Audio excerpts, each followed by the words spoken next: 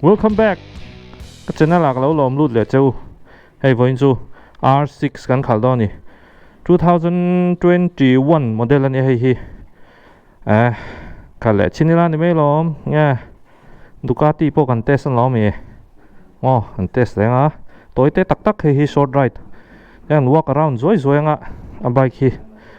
Nghe chúng ta đã thấy về xem xem là. A bike hi R6 này là ngin 600cc category an data mase 599cc ania chuan hei ropui khop mai moi khop mai kan rama chuan tok tre travel khop mai 600cc hi so lai son William alo langa raw muscles le thiampa tu nge mingka Vivek he's from Sikkim Sikkim train superbike rider thau nia a bike a chian ni so tuna chuan hei kan ot tu kan envel ni anei tu pa kha chu tilang lo mang anei tu pa jon lan na du lo kan tilang lo mang chuan hei hi R60 2021 model ka ti kha chuan hei mel hi kan enanga R15 den hian ain ang teu khop mai ma se compare chi vak lutuk pon in ka shelawa aman ang zong rongot pon hei heta hian headlight te hian hnuai te hian ron oma hei hi ngoro kan on chinang hei DRL mo parking light kan tiang chi mai kha aron nom ta chhun pachanga on vu vuang chi kha chon headlight hi hela hen pani om ker me moi ro khop me hei USD nia chuan hei a disc brake kan munga tikan achu kan traffic to ta ABS nung le mania kwa zelang hei aluk shim hi amoi khop me anung si thi thut na wat te va nula tan chuan thut vak na chi pon an hisab lo ni hi poi khop mai cho heta hian amat ga thi traffic in hau lo turangai la mo hetiang mat ga thi an toy te kan khalanga tlem kan soi ve don ni thiamang angin te na bai ga chong an thuta a handlebar hi azuniam khop me dul kir tan chuanin min kam trong me khal thui vak chi pon don lo he extreme lutuk kun fe ngai ama hi mo ka dul hela hian aron pressurize chho vak lom la moi khop mai heng lai vel chumo khal chilongo start ango start dan hi start dan pon thiam nei nam la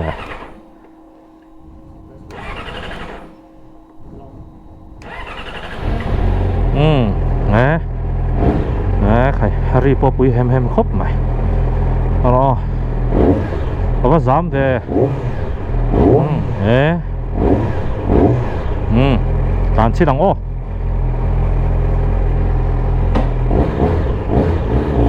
yo tội ha dốc về vất pick up vất về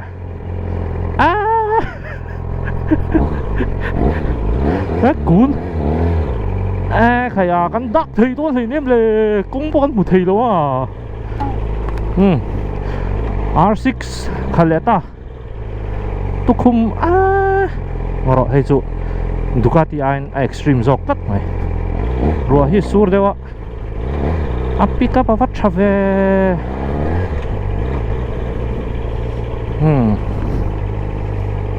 chạy ngồi cũng chủ cả chọn phải chi vóc phần đòn rồi cái là hay niệm tràn mấy tiếng bon lutuk do ai Ducati ai khan akhala shong ka tizok tat thei chu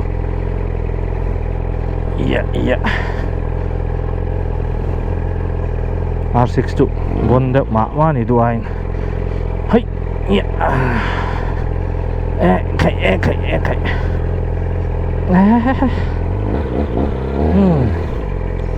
akatatlem mangtara sia mangtara ron ti to su khain ti lo thei lo ni akatatlem lu tuka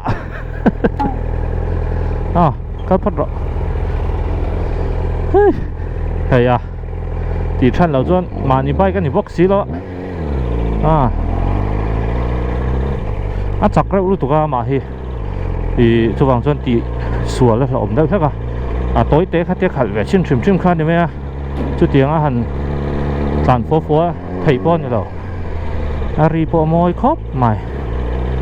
số lại son ăn thì lại đón xin là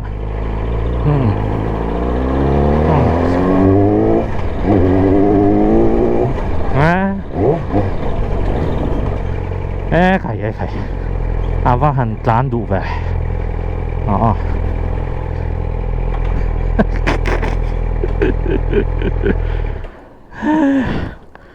ini adventure rider tan jon kalji vak pon lo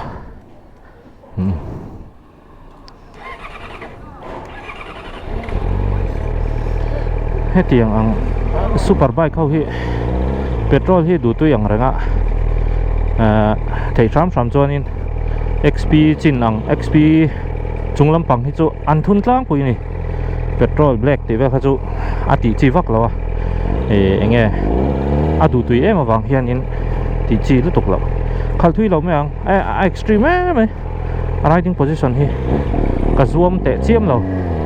wang chuan in tlan phei leila hi eng lo le meang walk around le zoi meang compared to your bike I think the position is same ani hen Daytona khaneya 675 khaneya ani khal thang chuan in an khal thang chuan problem an nei vak lo long, okay. You need to push long. Press long. Yeah. Cái này yang adventure riding titan chuan ti chi vak pon lo hey we hai lo ni chin ka khal kha khai ka eng vak ma pok soi tha lei thei lo chan chu ka khal than lo wang han ka ti lei thei lo extreme ang reng ema chu wang chuan ka khami ka experience shim kha kan soinga riding position kha he ta handlebar hi hei azun niam ang renga chu wang chuan in kan zuk bo thang reng lu tuka race track race breed ani zomo bike hi hei race track vela I highway nuam dewa khatinga racing atana ti kha ani deuh biga chu wang chuan in I khopui chunga khal chu a hriam deuh hlek don he bike chu ti kha karon soi duwa chuan amai ro chu a power delivery chu anuam ka ti vel tok khop mai 117 bhp a pe choka chu wang chuan in I anuam tok khop mai a power shim pek choka chu wang chuan in kha ka soi duwa chuan in traction control hi right mode hi paruk vel mani oma na hianin right mode hi chi sang oma asan chu pick up kha that em awang khanin enge traction control kan ti kha chu itlana khami alo in phiat tur ang vel khami enge throttle pek ne na ref mo khami pek ne na in mil turang khang vel kha aron siam ta chu tiang vel chun ta khu mod khu kan hunga standard tia meka chuan a bike temperature khu heta hi injiak boka 101 cc tin jiak boka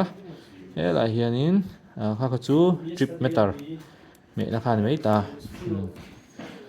chuan kha tiang kha ni deuh me chuan hei hi adjust hei boka a suspension hi preload hi adjust hei bok ta ni KYB hei stock hei stock ani hi KYB hi mo chuan ahnung hi adjust hem adjust hei piggyback ang lawang chi kha gas ang haran keng telamo chuan en lenga 6 gearbox ani ta chuan enge han soi tur lutuk kha amoi ni he bike hi soi tur chu chuwang chuan in lo ota in lei ve du ni chuan in lei ve thei mo mi nei tura han da lo la na hi tho tur ni hei anei tu pa point nai tok tha tok me hianin min chu kan soi lo nga bike te tia na sala a lei le ana sala lei le a ting chi kha ni chuwang chuan in chu ti khati an ni chu an nei big an chu ti khati ti lo tu mi nei tura han da lo tu kan nei vek thei ka viewers se zong khan super bike in nei thei ti kha shuru chu ni mai thank you for watching hot so like and subscribe ke lo tur ke mi lo tur ma se ke lo khan nei thei ta còn sẽ thank you